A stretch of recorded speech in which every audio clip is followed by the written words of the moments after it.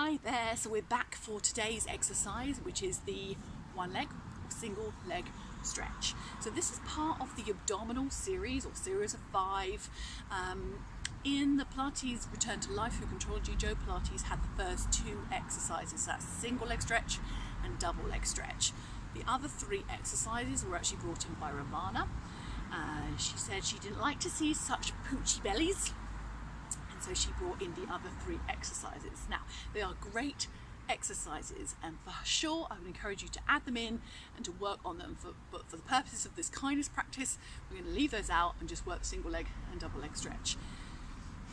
Also, I do have a bit of a hard time thinking about somebody saying I don't like to see poochy bellies, so that's why we throw them in. I can understand in Ramana's world, way back in the early 1900s and things, of being a dancer, working in a very professional dancer's background, and in those times dancers were all about suck in, be thin, turn sideways, get thinner. It's not like that now. So I suppose really if we're judging now compared to then, it feels quite unkind to say that. But let's just take the judgment out of it and just think for ourselves today, we're just going to be working on the single leg and the double leg stretch. So single leg stretch, remember that word, stretch. We have just come back to the mat. We've done roll like a ball. So you have been rolling back upside down. We've finished the exercise and you'll finish sitting up. Remember how we got into roll like a ball? We scooched the hips and brought them forward. So now we need to unscooch them. So hands on the mat, unscooch the hips and bring them backwards until the legs are straight. Or if you know that you're not doing a roll down to the floor, then you wouldn't go back until the legs are straight. You would go only as far back as the knees are slightly bent, hold the back of the legs and roll down. Or maybe you have to do roll sideways and roll down. But if you've got to the point where you are doing the full one, then you will scooch back until the legs are straight, reach forward and roll to the floor. Ready for single leg stretch. Okay, so let us revise back the 10-10-10 exercise. We had one leg out to a diagonal line. So I'm going to bring my left leg out to a diagonal line. Squeeze the legs together. So that is a diagonal line. My knees in line with the knees. It's like a 45-degree angle. If I know I could hold that in the 10-10, then I know that I can hold that in the single leg stretch. If I know I could hold that in the 10-10-10 or that in the 10-10-10, I could probably hold it in a single leg stretch. But I'm not going to be here. In 10-10-10 is slightly less than I will be in a single leg stretch, so rein it back a bit. However, if you know that this 10-10-10 version was too much and you're just doing nothing, you couldn't fit in your abs, maybe you had to have your leg higher, then you probably know that's where your leg is going to be for your single leg stretch as well. Remember your pre-exercises. So let's just imagine our leg is here, diagonal line, squeeze the legs together. We're going to curl up the head, neck and shoulders. I'm going to bring the other leg into the chest, my right knee into my chest. My right hand is going to hold outside my ankle. And remember, at that point, I'm trying to make sure my heel is aligned with my sit bone. And then my other hand comes on just below the knee.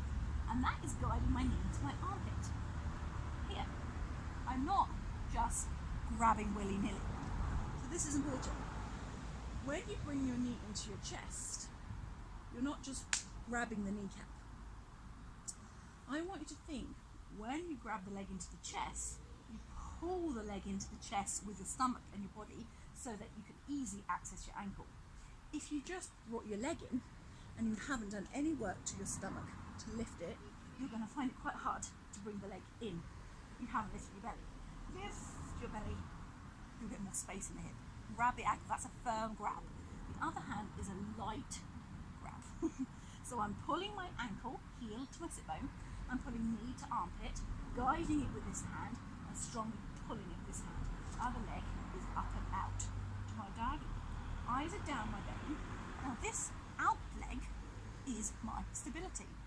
If this out leg is just flopping here somewhere doing nothing, I'm going to get all the tension in this part of my body, leg, chest, head, and nothing working here. My leg out should be connected to my bum. So if I swap legs,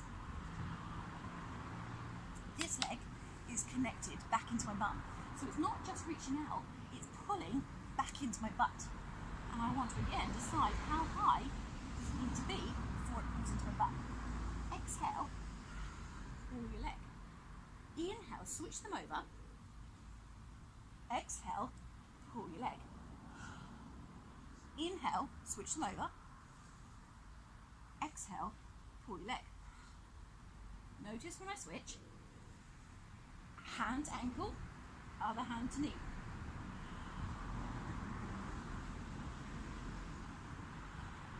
Make this a strong leg. Inner thighs squeezing.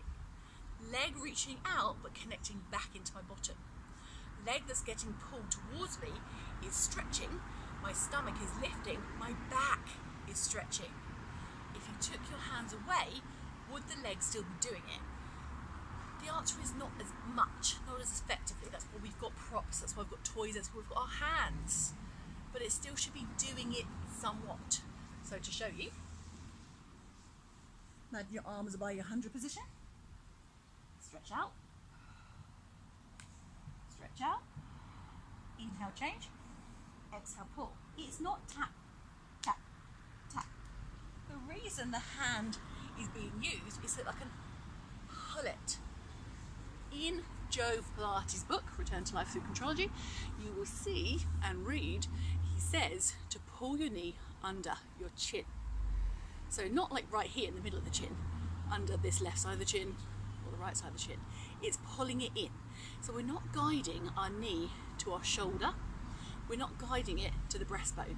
We're guiding it to the armpit, which is by the jaw. It's coming right under chin level. That's how much you want to pull in.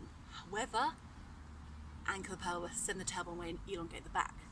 So don't get hung up on how much you pull, tensing the shoulders, doing this kind of weird shape, not elongate the back.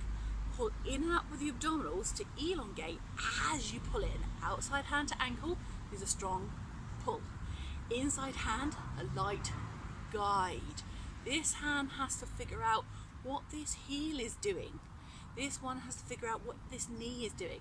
Exhale. But the leg that's away from you is not just there doing nothing.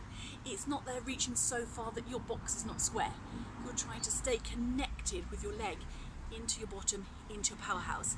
So if you let go, your legs could still do the exercise with the box square, the stomach lifted, and it all feels deep in here.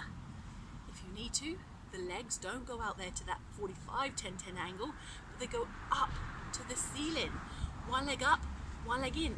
Change. One leg up, one leg in. It doesn't matter. It's where you feel it the deepest and the best elongation. Keep your eyes on your belly so you know what's going on in your center. You can see whether your hips are wandering around. Practice with kindness, and I'll see you next time for the double leg stretch. Bye.